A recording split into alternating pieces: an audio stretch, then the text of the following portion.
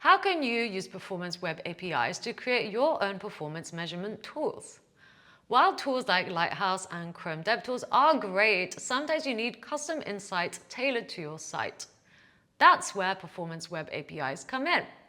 In this video, we'll break down how to use 3 key web APIs to measure and analyze your website's speed.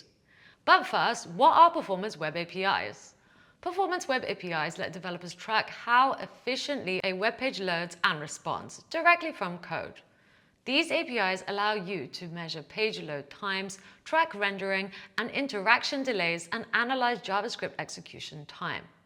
With these APIs, you can build your own performance monitoring tools without relying on a third-party software. Let's explore these 3 powerful web APIs that you can use today. First up, Performance Now. This API gives you high-precision timestamps in milliseconds to measure how long different parts of your site take to load. Let's say you want to measure how fast a function runs. This is more accurate than using Date Now because it measures time in microseconds, avoiding clock drift issues. You can use it to track script execution time, event response delays, and animation performance. Next, the Performance Timing API. This API gives you a breakdown on every single stage of page loading, from DNS lookup to DOM content loaded. Want to measure how long your page takes to fully load? Key metrics you can track with this API are DNS lookup time, or in other words, the connection speed, time to first byte or server response speed, and DOM content loaded, or in other words, when the page is ready for interaction.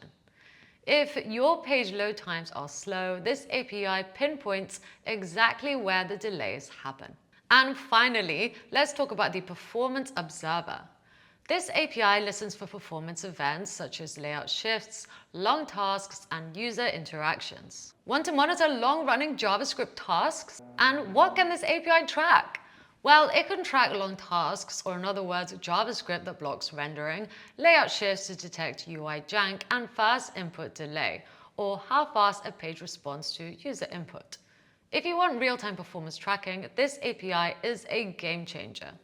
So, which API should you use? Here's a quick comparison.